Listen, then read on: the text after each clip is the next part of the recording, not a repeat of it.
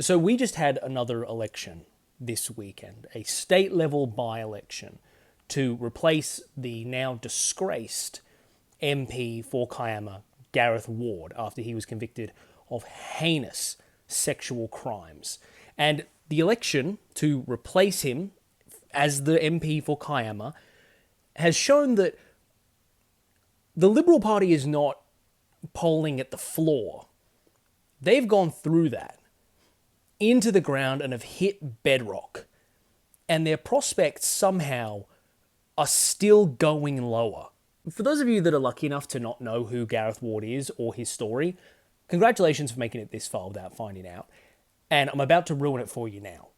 Gareth Ward was a Liberal MP in the New South Wales State Parliament for the seat of Kiama.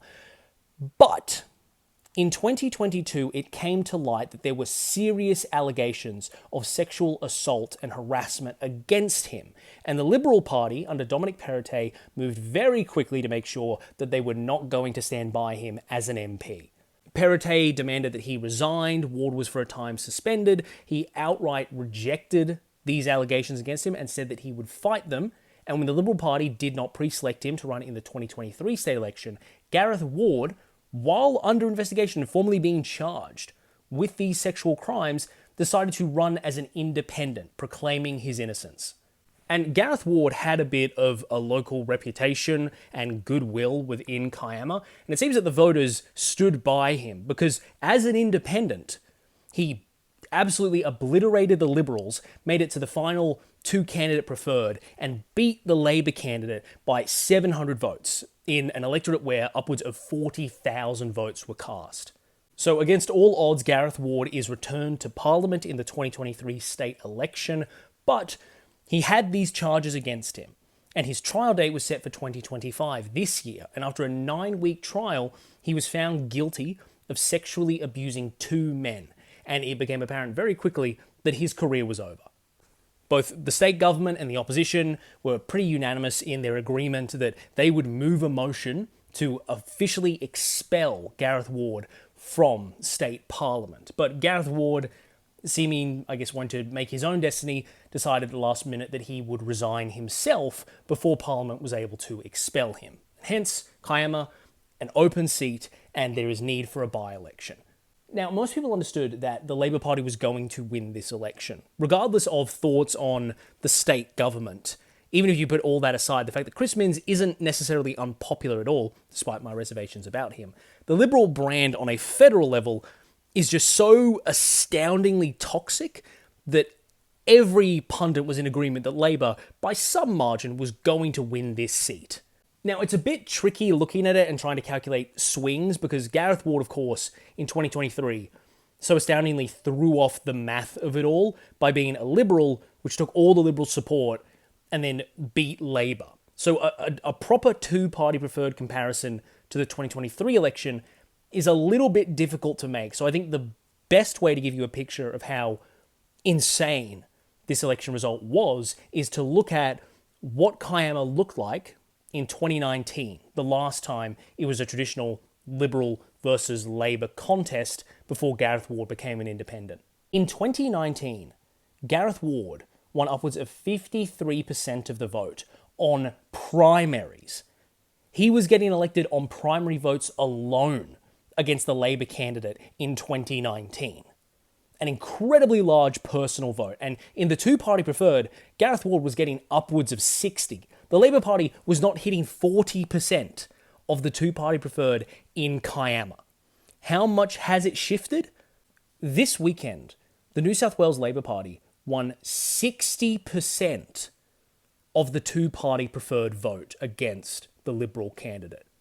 Comparing this by-election to 2019, when it was a traditional two-party contest, is fucking insane. In the span of 6 years, the Liberal Party has gone from 53% of the primary vote to less than 30%. They have suffered almost a 28-point swing against them. In the two-party preferred vote, it's even more fucking insane. They went from 62% to 40%. A 22-point swing against the Liberals in the span of 6 years. I understand that Chris Minns has this sort of broad centrist appeal, which is very good at ripping off Liberal voters. And the Liberal Party at the moment is kind of in tatters. The state party itself, the New South Wales Liberals, are currently, as I've said before, under federal administration to try and get the party back to a somewhat of an electable position. And then this fucking happens? And I know technically some of you guys are going to say that this is in some way an improvement for the Liberal Party, because in 2023, when Gareth Ward was essentially absorbing the entirety of the Liberal vote, their primary vote has technically gone up since 2023, and a lot of resentment there amongst independent voters who liked Gareth Ward before all the charges were putting the Liberals last out of spite in Kiama. And technically, at the two-party preferred basis, this is an improvement for the Liberals since 2023. But if this is an improvement for the New South Wales Liberals, what the fuck is it going to look like when they have a bad day? Look, even though it was a state-level contest, this is the first opportunity on the mainland. I don't want to talk about Tasmania. The first opportunity on the mainland for the Liberals to get a sense for if Albanese has appeal broadly on the mainland. This is a seat that they had held for a decade before Gareth Ward went independent. This was absolutely something that was winnable for them, and then they get that result. I'm starting to think the Liberal Party might actually be dead. Look, I know some of you guys might say that that's hyperbolic, but I've actually started thinking about it this way, and some recent polling has kind of backed that up. This idea that the Liberal Party cannot cope, at least on a federal level, with the kind of electoral destruction that they faced in 2025. The Liberal Party is used to the idea, and it only probably functions when the reality is that it is the sort of default party that governs.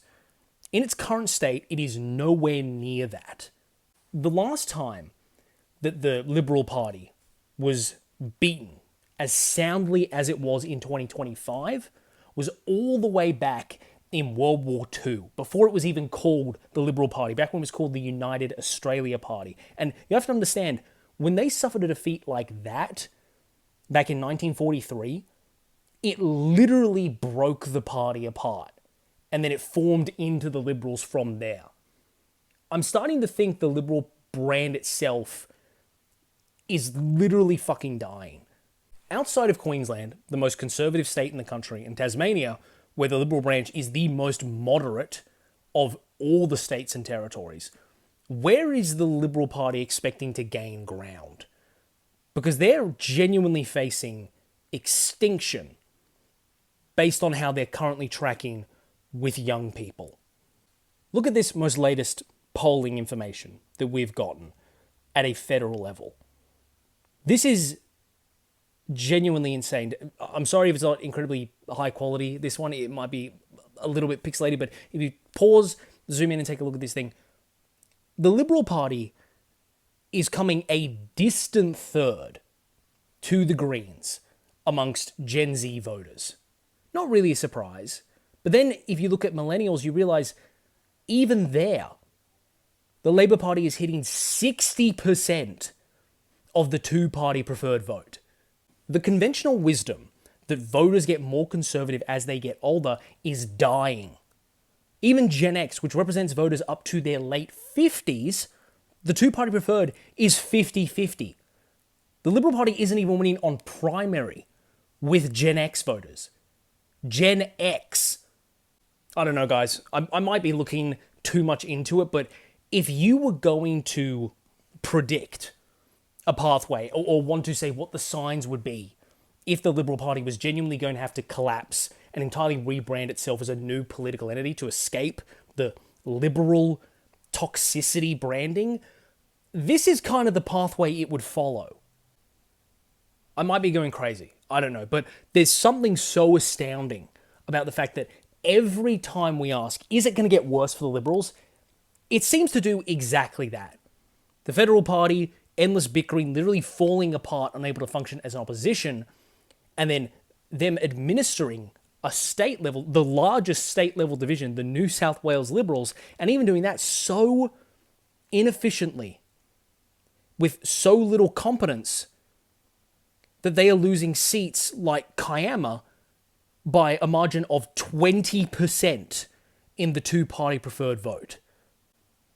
Mark Speakman, the state-level Liberal leader, is going to be asked a lot going ahead, like, what is the move here for the Liberals? Where do they go from here? What's the next move? What do we do from here? And honestly, I think we're kind of approaching the point where that shouldn't be the question anymore. The question should be, what are we going to call the new party after this fucking mess collapses?